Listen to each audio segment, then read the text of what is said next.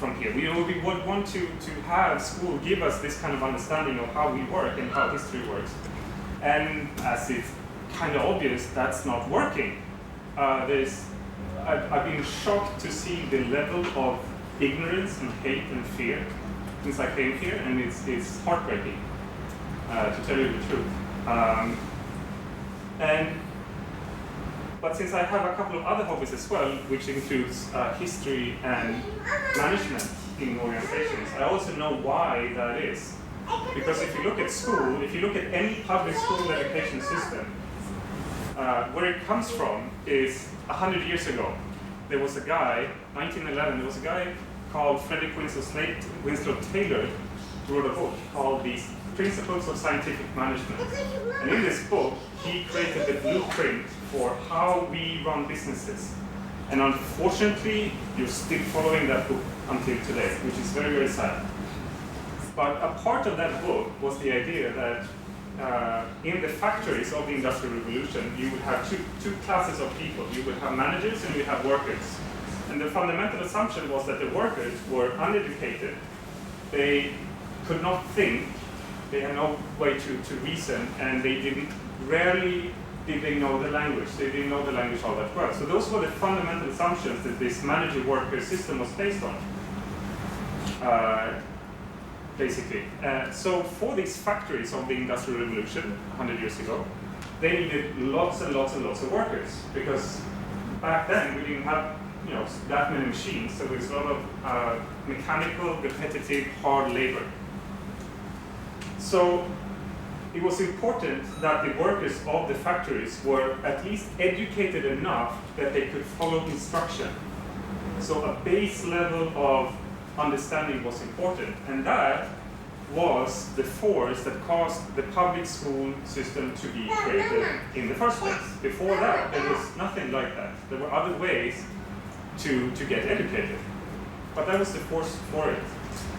And because all this comes from the Industrial Revolution, the intent is not to get people to be clever or smart or creative or whatever you would want it to be, but in the context of the Industrial Revolution, if you have high grades, that means that you are able to take instruction and follow them to the letter. That wasn't grade A student. And surprisingly, that seems to not have changed all that much. So the thing is that when we say like the education system doesn't work, and it's like, no, that's a complete lie. It's working perfectly. It's doing exactly what it's been designed for. So that is not the question. The question is not whether it's working. The question is more like what it was designed to do. Is that still relevant? And I think it would be fair to say that the Industrial Revolution has sort of ended. And that we are in a very different society now, where it's more about, I think we might even have outlived the information society. That was like the 90s, I think. And now we're sort of more coming to this, the collaborative society, which is completely different, because all the rules of the Industrial Revolution are out the door. No longer are we working on our own, trying to figure stuff out or trying to follow some specification that our managers then would be using some targets to use for quality inspection. And if you follow it, you're going to get a bonus, and if you don't follow it, you're going to get punished. That was 100 years ago, and I know that a lot of all Malaysian companies that I talk to still do that in one way or the other. So now you know why. That's basically where it comes from. So the question comes back to purpose. Why are we having an education system in the first place? And usually people will say that there are 4 basic categories of needs or reasons that we have an education system.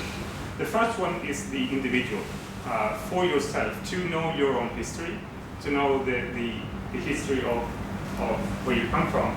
And then for like practical things, like if you're going to go shopping, you need to know some basic math to be able to do that reasonably well. So everyday kind of things that are of no use other than for yourself. That's the first one. The second one is cultural cohesion, meaning that you get to learn about the community that you live in, and you get to learn about all the traditions and the rituals and customs that you have within your community. So it's highly localized, should be highly localized, so that you can understand where you have come from and where you're going. So there is a continuity of the community itself. That's the second purpose. The third purpose would be the academic, which is talked about so much, like academic achievement. And yes, academia is important. We need to have people who think about how to create new knowledge.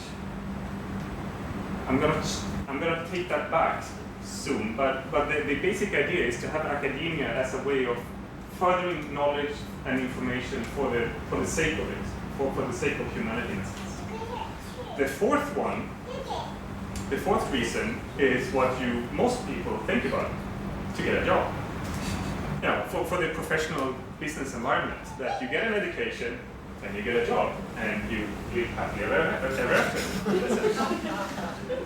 So that's how most people think about education. But the other three are equally important. And I think that the shift now is that the lines between academia and getting a job is blurring. I've been doing a lot of research the past week for my own job, and almost all of the really good papers come from other companies, like Google, for example. I'm a software developer, so all the good stuff comes from other companies, because they are really at the leading edge of my field, not the academia. So those are the four things. So then the next question is, what is it that we should learn in school? What is it that is important? And the way I look at it, there are basically three things that you can learn in school. The first would be languages. The things that we use to talk about other things. English being the most obvious one here, in this context right now, and then you have Malay or Chinese, Mandarin or Cantonese, and then Tamil and a few other languages. And then there's one language that most people tend to forget. I don't know why, but it's math. Math is a language. It has no purpose on its own, pretty much, apart from talking about other things. We use it for physics, we use it for economy, astronomy, we use it for a whole bunch of stuff. And that is the most important part of it is communication. So it's a language, and you need to see it as a language. Why? Because it's a foundation. It's not something you learn in parallel. No, it's a foundation, and it's a language. And if you don't know it, you're as handicapped as if you don't know English, for example, in this context. So the second level of things that you can learn, and there's relatively few languages, thank God, in any given context, right? The next level of things that you can learn are skills: creative thinking, critical thinking, public speaking, presentation skills, mind mapping, zigzag thinking, blah, blah, blah, blah, blah, all these kind of things are skills. Skills are slightly more of, but they are also useless on their own. Critical thinking without something to think critically about is like, I don't know. So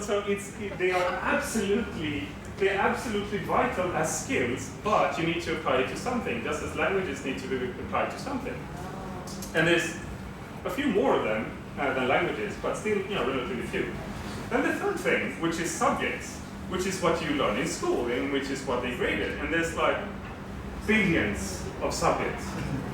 And if you look at school as an investment of like, here, I'm going to spend time and energy to learn something, then school is really crappy as a VC advisor, because there's so many subjects, right? So any investment you make is going to be wrong, probably. The chance of success of hitting the right subject is like, history, yes, I want to be a history teacher. Okay. The rest, sorry. So the point is not really subjects. They're not really all that interesting.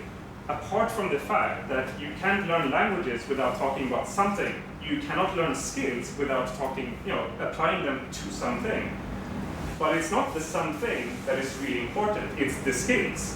What I use every week is creative thinking, mind mapping, all these presentation skills. I use them every time, all the time. Right? So that is important for me. All this other stuff, kind of nice, maybe from an individual perspective. Important for my job? Not at all. Not even the math I learned in school is relevant at all. I have to, any math I need now, I have to learn anyway, because it's so specialized. And that's the thing. Subjects are a very high-risk investment. Skills are not a high-risk investment. Languages are like a no-brainer, because they're so generally applicable. So why are we focusing on subjects again? Moral.